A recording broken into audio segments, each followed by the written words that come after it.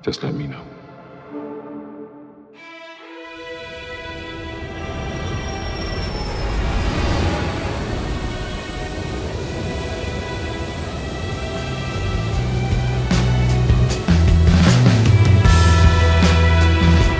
A daring parachute escape from a flying 727 somewhere between Reno. A search was made of the plane immediately. We don't know who he was, where he came from, or where he went. I expect that we'll keep looking until we find him or find out what happened.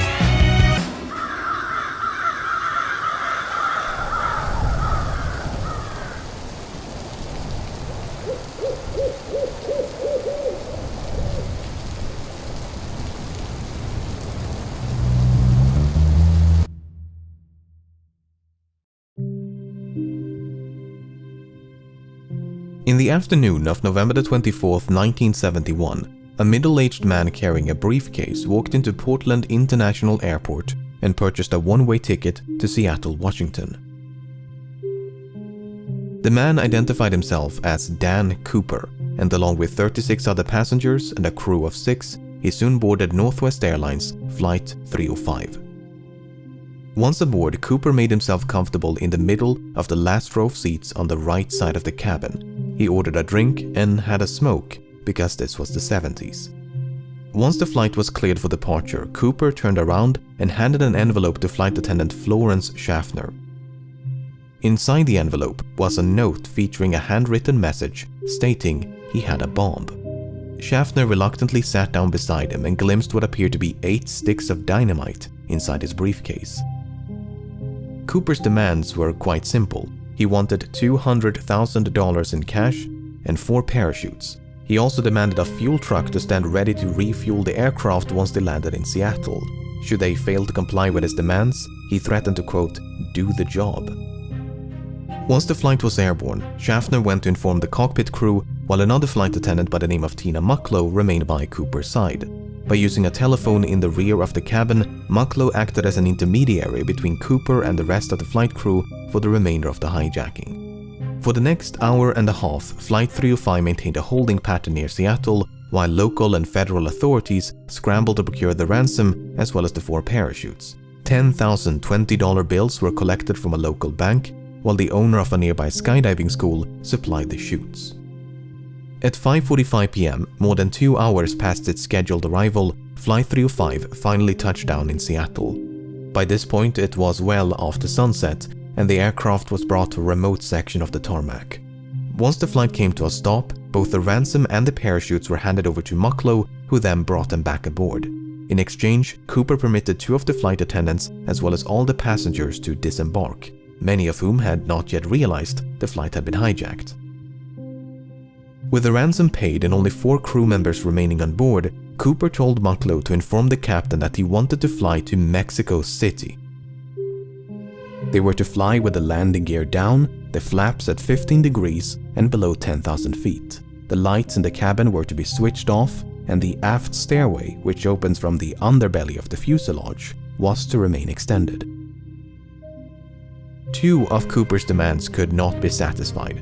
First of all, the flight configuration he'd requested would not allow for a non-stop flight to Mexico City. As such, Cooper proposed a refueling stop in Phoenix, Yuma, or Sacramento before they all agreed on Reno, Nevada. Second of all, it was not possible to depart with the ventral staircase extended. Cooper agreed to retract the stairs on the condition that Mucklow remained by his side and taught him how to extend them once the plane was airborne. Parked for nearly 2 hours due to complications with refueling, Flight 305 was back in the air by 7:36 p.m. Less than 5 minutes after takeoff, Cooper told Mucklow to head for the cockpit and that from this point onwards, he was not to be disturbed. The last time she saw Cooper, he was standing in the middle of the aisle as if though he was preparing to jump. Mucklow joined the rest of the crew, locked the cockpit door behind her, and some 3 hours later, Flight 305 safely landed in Reno. Once the flight came to a stop, the crew carefully ventured into the rear of the cabin, but there was no sign of Cooper nor the bomb. The aft stairway had been extended mid-flight and was slightly damaged upon landing. It seemed there was only one explanation for the hijacker's absence. At some point between Seattle and Reno, Cooper had strapped on a parachute, walked down the stairs, and leaped into the dark of night.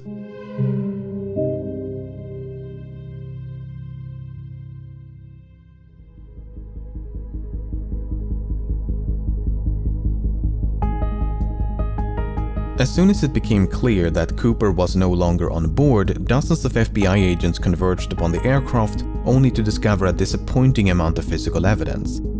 A black clip-on tie, 8 cigarette butts, and 2 of the 4 parachutes were all that Cooper left behind. Evidently, he'd brought the ransom and briefcase along with him. In interviews conducted on the night of the hijacking, Cooper was described by the crew and passengers as a white male with brown eyes and dark hair. He appeared to be in his mid-40s and wore a dark trench coat, a dark suit, a white shirt, a black tie, and dark shoes. Soon after boarding, he'd also donned a pair of sunglasses. Based on this description, the FBI produced the first of several composite sketches. Before they could mount a search, however, the FBI had to figure out when Cooper abandoned ship. But that was easier said than done. None of the 4 crew members witnessed Cooper jumping from the plane, nor did the pilots of 2 fighter jets which escorted the flight between Seattle and Reno, which is not all too surprising given it was the middle of the night. Although the flight crew did report something odd, the last communication with the hijacker occurred at approximately 8:05 p.m. when the crew used the intercom to offer assistance, which Cooper declined. Within the next 10 minutes, the crew experienced what they described as an oscillation or vibration of the aircraft. At the time, the crew suspected it might have been produced by Cooper's jump, and a subsequent recreation of the hijacking supported that conclusion. Okay, so that took care of the when, but what about the where? While Cooper was very explicit about the flight's configuration and destination, he never specified any kind of route. In fact, Cooper grew so impatient with the slow refueling in Seattle that he dismissed the captain's request to file a flight plan and simply told him to, quote, get the show on the road. As such, the captain chose to fly along an airway known as Victor 23 without any input from Cooper. By using Victor 23 as a guide, authorities estimated the most probable location of the flight at the approximated time of the jump was about 40 kilometers north of Portland. And so, at the break of dawn, the FBI mounted an impressive search operation using helicopters, airplanes, and ground troops. The problem was, even if the estimated bailout point was accurate, Cooper's eventual landing or drop zone was far more difficult to pinpoint. The loosely defined search area covered a vast stretch of mountainous wilderness occluded by a dense forest, so it was truly like finding a needle in a haystack. Apart from the difficult terrain, the search was further complicated by low temperatures and inclement weather, which persisted for days. Despite their best efforts, authorities never managed to find a single trace of Cooper, nor the items he'd brought along with him.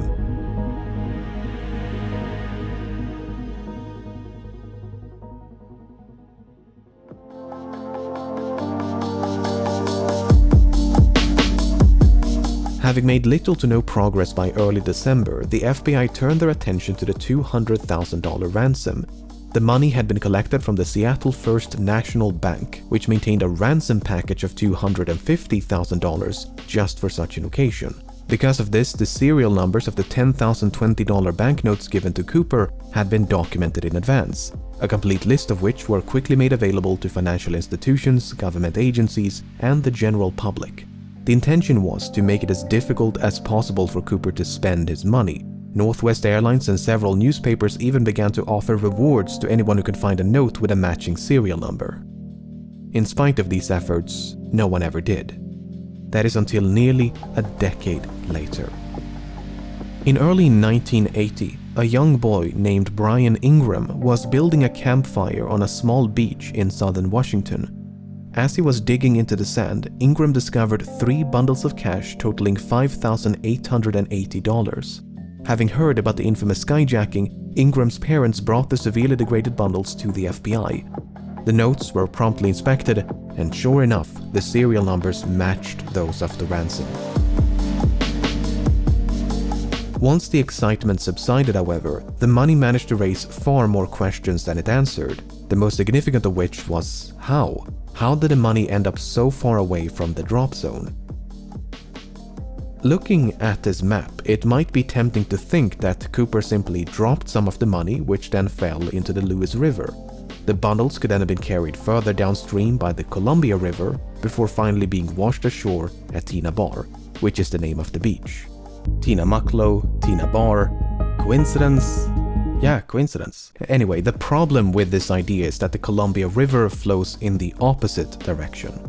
This has led some, including members of the FBI, to re-evaluate the initial drop zone assessment. For instance, if the drop zone was much further southeast, close to a river called the Washougal River, it is conceivable, albeit improbable, that the money floated all the way down to Tina Bar. Alternatively, the bundles may have simply landed on the beach if the flight path was further to the west. Even so, natural explanations struggle to explain how three independent, potentially free-falling and/or free-floating bundles of cash ended up at the exact same place on the same beach. To complicate matters, sediment from the riverbed was excavated and dumped onto Tina Bar as part of a dredging operation in 1974. And according to one analysis, the money was discovered above this layer of sediment. If true, that would mean the money came to rest at Tina Bar sometime after 1974. But a re-examination of that analysis found that what was believed to be a layer of deposited sediment might actually have been a perfectly natural layer of clay. Not only that, but the sediment was clearly dumped some distance away from where the money was discovered. Furthermore, when Ingram discovered the bundles, the rubber bands which held them together were still intact. This is significant because experiments conducted in 2009 revealed that this brand of rubber bands could not withstand exposure to open air or water for more than a year. So, unless the bundles were somehow protected from the elements, they must have become buried at Tina Bar within a year of the hijacking. The most probable explanation, therefore, seems to be that Cooper or someone else deliberately buried the money. Did Cooper survive and bury the money himself? Did someone else bury the money after stumbling upon Cooper's remains? If there is an explanation which does not require human intervention, it's managed to elude investigators for decades. Suffice it to say, this is a mystery within a mystery. Since Ingram's discovery in 1980, both Tina Bar and the grounds around the Washougal River have been subjected to numerous searches, but to date, there's been no sign of Cooper nor the rest of the money.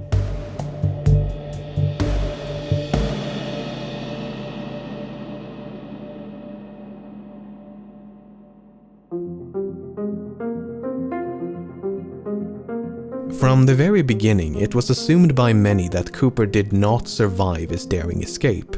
It would not make for a very thrilling conclusion to this story, but that's the thing about stories, they're usually far more exciting than reality. While there is no hard evidence for nor against Cooper's survival, the assumption that he fell to his death is not without merit. When Cooper leaped into the darkness, Flight 305 was plowing through a frigid rainstorm at roughly 170 knots, 10,000 feet above southern Washington. The wind was so violent that it ripped out a placard from the aft stairway, which was later recovered in 1978 almost directly below the estimated flight path. To say that Cooper was not dressed for the occasion would be an understatement. The ground beneath him, meanwhile, was obscured by multiple layers of clouds, which likely means that Cooper jumped without knowing his precise location. Even if he could see the ground and had a specific drop zone in mind, the parachute he selected was non-steerable, meaning he would not have been able to steer his descent towards a specific landing spot, thus precluding any potential coordination with an accomplice stationed on the ground. While Cooper expressed some familiarity with parachutes, his actual competence level is up for debate. It's widely believed that Cooper demanded 2 pairs of parachutes, 2 primary and 2 reserve, to make the authorities believe that he intended to take a hostage. That is precisely what happened, as the FBI contemplated but eventually decided against sabotaging the chutes, as they did not want to risk the life of an innocent civilian. But in their haste to obtain them, they unintentionally provided Cooper with a non-functional dummy chute intended for training purposes. This mishap seems to have gone unnoticed by Cooper because that dummy chute was one of the 2 missing from the plane. Not only that, but Cooper chose the older and technically inferior parachute out of the 2 primary chutes provided. So in both cases, it seems like Cooper made the worst possible choice. But there are other ways to interpret this information. For instance, it's possible that Cooper used the dummy chute not as a reserve but as a means to secure the bag of money. In fact, that is precisely what Cooper tried to do with the functional reserve chute. First, he tried to place the money in the chute's canopy before removing some of the suspension lines and wrap them around the bag. Perhaps he used the dummy chute for a similar purpose. And Cooper's decision to use the older primary chute is not necessarily an indication of inexperience. It could also be a sign of familiarity, because the chute he left behind was a civilian luxury chute, while the one he used was a military chute. The argument is that Cooper might have been trained as, say, a paratrooper, and chose the older military chute because that's the one with which he was most familiar. And there is at least one other reason to suspect that Cooper had a military background. While the flight was in a holding pattern near Seattle, Cooper mentioned that the McCord Air Force Base was only 20 minutes away from the Seattle-Tacoma airport. At the time, that was an accurate assessment and might suggest a military background. Apart from the potential military connections, Cooper may even have had links to the Central Intelligence Agency. You see, the type of aircraft which Cooper chose to hijack, a Boeing 727, was also used by the CIA to covertly drop agents and supplies during the Vietnam War. A task for which the Boeing 727 was uniquely qualified due to its distinctive aft stairway. So it's fairly safe to assume that Cooper chose to hijack a Boeing 727 specifically because it provided a relatively safe means of escape. Whether he learned of this from the CIA or came to that conclusion independently is another question. However, the fact that Cooper chose to hijack a flight operated by Northwest Airlines was apparently random chance. When Tina Mucklow asked Cooper about his motives, he responded, "It's not because I have a grudge towards your airline, it's just because I have a grudge." He further clarified that Flight 305 just happened to be in the right place at the right time. Even so, it's clear that Cooper came prepared. He seemed to know a great deal about aircraft and aviation. He appeared to be familiar with the local terrain. He maintained a low profile to avoid a panic. He covered his eyes with a pair of glasses to conceal his identity. He left very little evidence behind, and he demanded 4 parachutes to force the assumption that he was taking a hostage. He was even cunning enough to reclaim the note which he'd initially given to Florence Schaffner. Apart from the name he wrote on his plane ticket, there are no other samples of Cooper's handwriting. But for all his planning and cunning, it seems Cooper did not give enough thought to his eventual escape.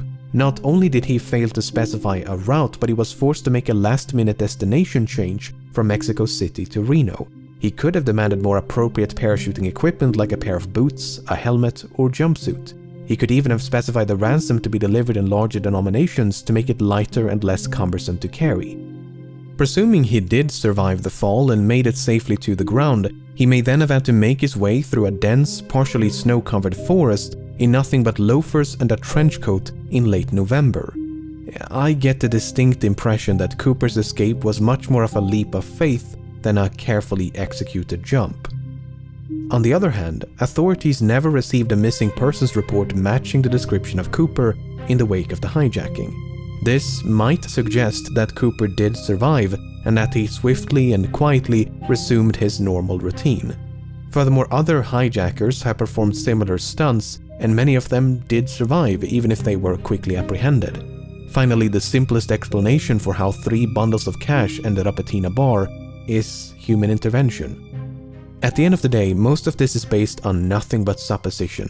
Without any concrete evidence of Cooper's demise, it leaves the door wide open to the far more exciting proposition that he did, in fact, survive.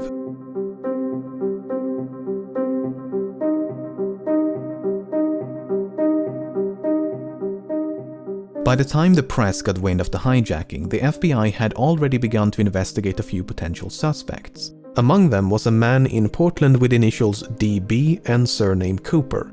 This Cooper was quickly eliminated as a suspect, but due to a mix-up by the press, the name Dan Cooper was confused for DB Cooper, and the rest is history.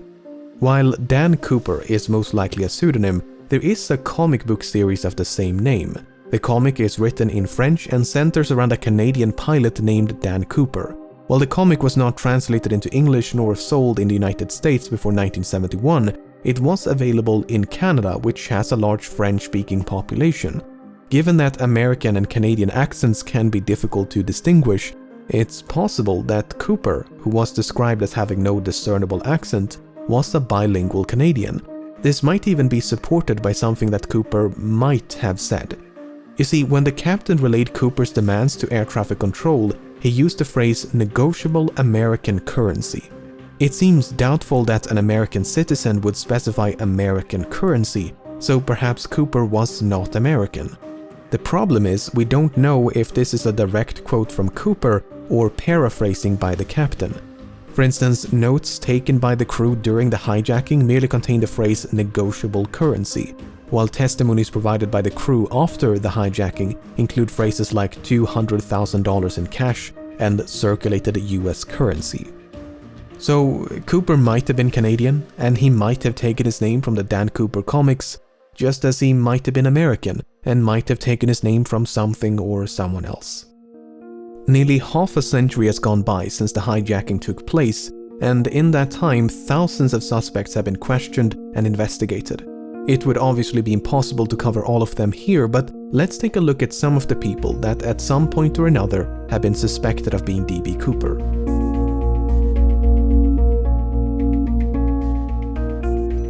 Robert Rackstraw first became a suspect in 1978, and on the surface he seems like a solid candidate. He was a decorated Army paratrooper and helicopter pilot. He had experience with explosives. He had an extensive criminal record. He had an uncle named John Cooper who was an avid skydiver. He was expelled from the army only months before the hijacking, which might suggest a motive. After all, the hijacker did say he had a grudge. When confronted by journalists and private investigators, Rackstraw would neither confirm nor outright deny that he was D.B. Cooper. Instead, he'd say things like, "I could have been," or "I would not discount myself."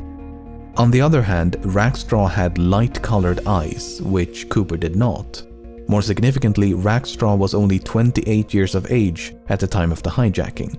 This is well outside the range of ages reported by the crew and passengers, most of whom believed Cooper was in his mid-40s. Kenneth Christensen first became a suspect in 2003 when his brother noticed certain parallels between him and Cooper. Christensen had briefly served as a paratrooper in World War II, and since 1953 he'd worked for Northwest Airlines as both a mechanic and a flight attendant. He was 45 years old at the time of the hijacking. He was left-handed, which Cooper might have been. For instance, Cooper used his left hand to interact with his briefcase, and the clip-on tie he left on board was affixed with a tie clasp applied from the left. Shortly before he died in 1994, Christensen had supposedly told his brother, "There is something you should know, but I cannot tell you." After his passing, his family discovered over $200,000 in his bank accounts. To top it all off, Florence Schaffner stated that photographs of Christensen bore a strong resemblance to Cooper.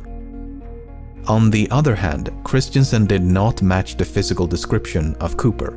He was both shorter and lighter. While Schaffner did see a strong resemblance, she remarked that Cooper had more hair, and that is supported by the composite sketches.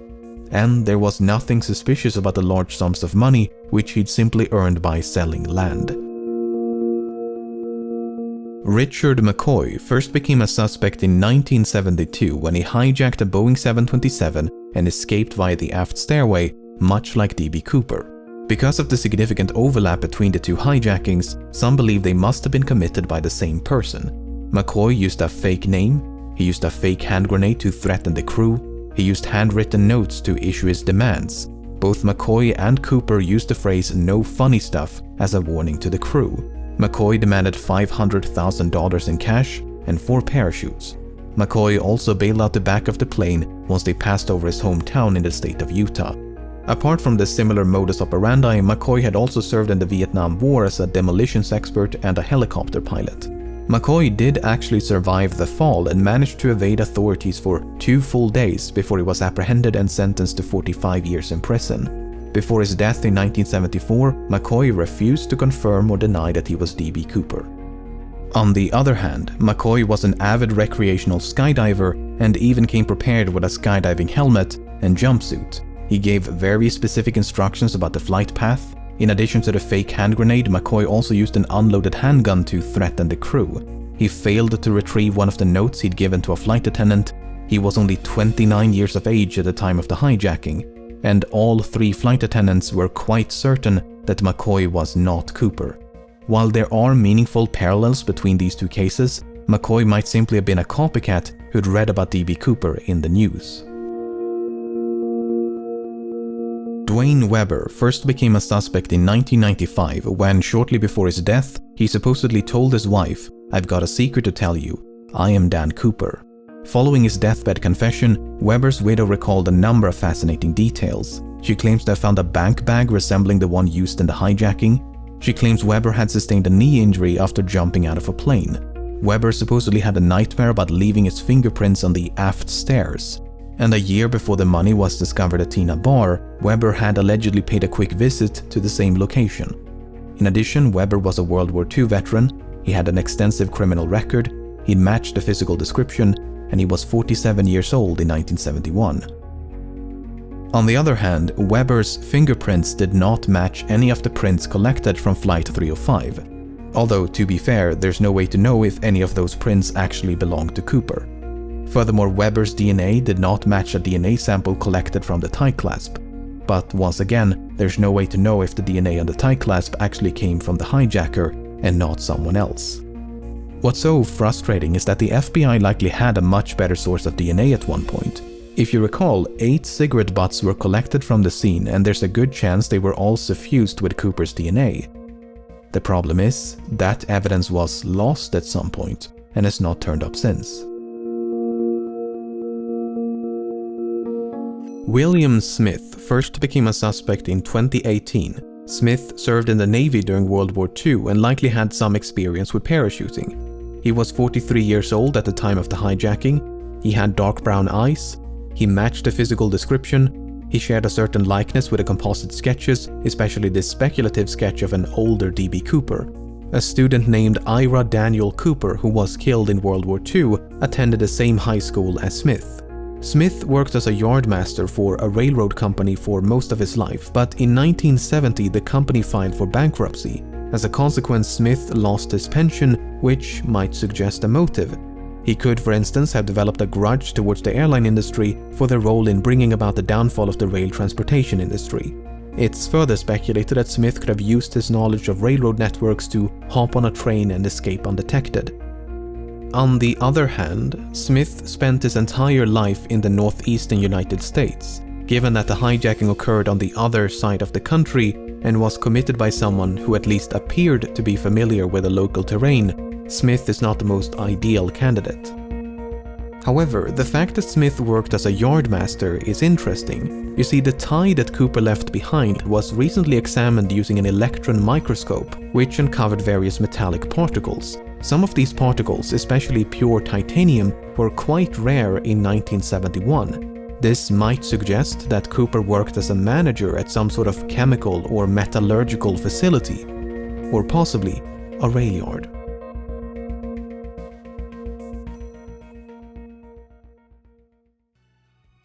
If nothing else, I hope this limited selection of suspects illustrates just how difficult it is to be certain when you have so little evidence to work with.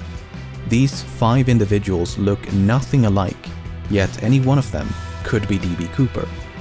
Was Cooper really in his mid-40s, or did he simply look old for his age? Did Cooper really serve in the military? Which one of these sketches most closely resemble Cooper? In 2016, the FBI had to admit defeat and officially close down the case. Unless someone stumbles upon Cooper's remains or manages to track down the rest of the money, it seems there is little hope of resolution. Did Cooper survive? I have no idea.